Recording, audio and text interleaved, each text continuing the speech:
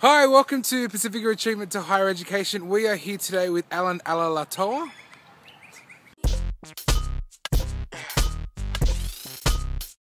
And he's going to be talking to us about his involvement in education and further training and his experience in also combining sporting commitments with education. I think for me, I've always grown up knowing that education is a vital role in your life, and I always know that when you play rugby, it's not as people say, it's not you can't play rugby for your whole life, and you always need something to fall back on. So that's why I always motivate myself to get the education done. And for now, I'm studying social science in criminology. It's going well so far and enjoying every minute. So hopefully I'll be able to finish the 3-year courses without no deferring. But yeah, I'm just looking forward to it. I'm in a Australian academy for training, which train on Monday, Tuesday mornings and Wednesday, Thursday arvos. For pre-season, it's much more training there, but that's a different story. Also been selected in the Australian under-20 squad, which we go away tomorrow to camp. Yay! That's with the IRB. For 2 weeks, and then fly to South Africa for a tour. So, wow. So I'm definitely looking forward to that one. Wow. I think for us, it's not the norm for us to go to uni, as I think all of us know. It's normally for like Saraka Palangi's view, it's their norm to finish school but then go on to university, and for us it's I'm not sure even if our norm is to finish school these days, you know. So that's what I think is stopping us from going to university, is just the belief in ourselves that we can actually do it. But as soon as we get that belief to know that we are like everyone else and we can achieve our goals, and that's when society will change, I guess.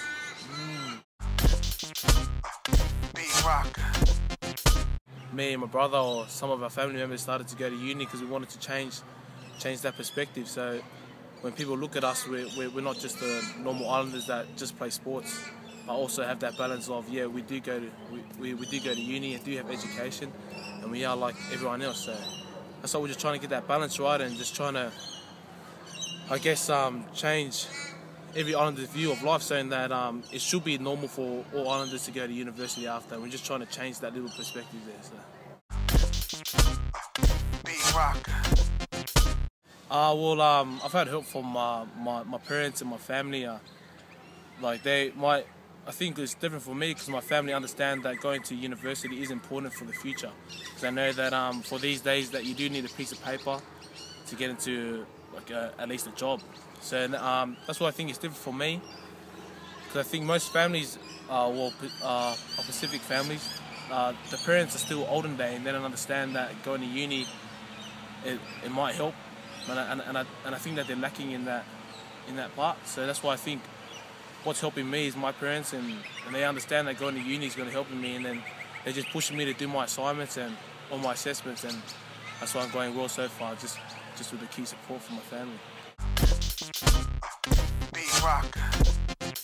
My parents always tell me to work hard in education, and rugby will always come. So they always said that a natural islander's potential is always to do well in sport, but to do education, they always tell me that you have to work hard at it. And I think just asking the simple questions of how are your assignments going, or can I look at your assignments, and just knowing that they can wake up, say in the middle of the night, and seeing you doing your assignments, I think that's what just motivates you to keep going, and just to see what the supportive parents, the effect that they actually have on the children.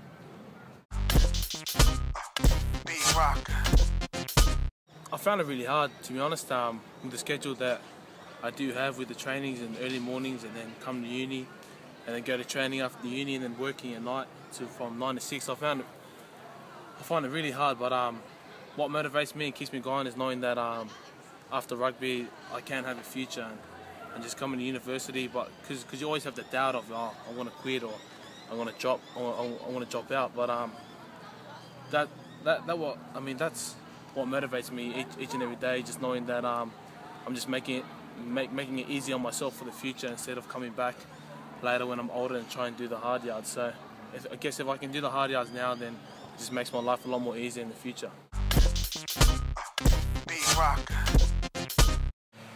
Well, I think yeah, mainly Islanders view. It's always you have that friends or education, and we're always going to choose our family or boys over education. And to stop that, I think it's just going to be just the individual's belief. If that one individual can say, I want to go home and do my assignment instead of going out with the boys, then that's what's going to spark up or change like their mate's perspective on what they're doing. So I think just that one individual belief, or if every individual can believe that they can do their schoolwork besides and seeing their friends every now and then instead of all the time, then that's the difference between whether we succeed or not. So that's why.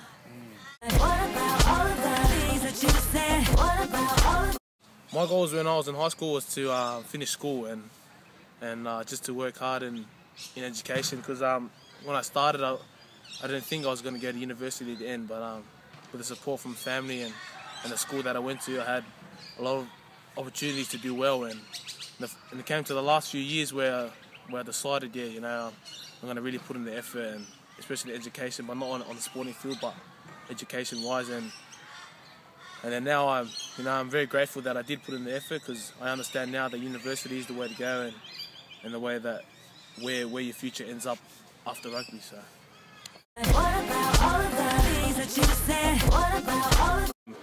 Just knowing that you have, well, friends, but you can say family here, it's always good, and you always look forward to coming on your Thursdays to have a meeting and have a laugh and just to get away from school work. But you can always enjoy and talk about each other's different success stories and listening the different challenges from different perspectives. So you just see what everyone goes through in your own community. Because I thought I would come to uni this year, not knowing many people. I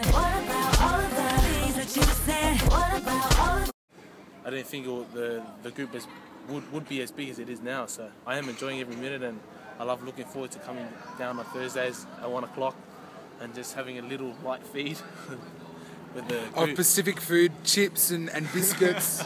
Yeah, that's it. Nice healthy stuff. Get you going, so it's all good. Nice. And the benefits of you being involved in PATHE? Just because showing everyone's perspectives and knowing that each member in our group has a goal of getting the Islander community to be more, what should you say, like more involved in university. That's what I think is the benefit.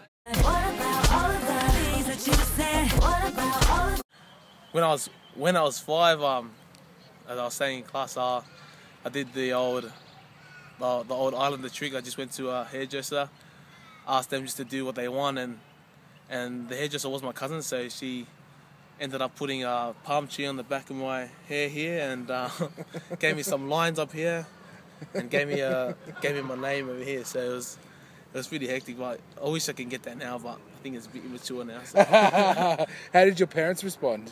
Oh, they weren't too happy. Like when they first saw it, I think it was pretty of a joke to them. So yeah, no, but it's pretty funny.